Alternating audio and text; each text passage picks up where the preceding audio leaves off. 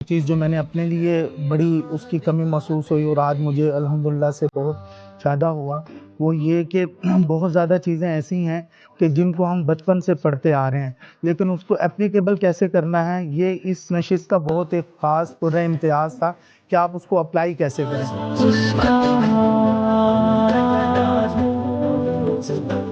करता है जहाँ इस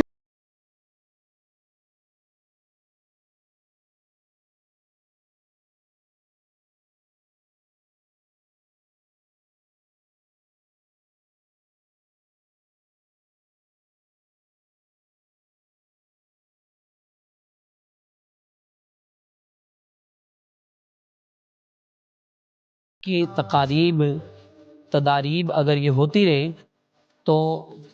एक बेहतरीन उस्ताद उसकी सलाहियतों में और ज़्यादा निखार आता है और बेहतरीन तरीके से जो है वो अपनी फ़राइज़ मनसबी को अदा कर सकता है।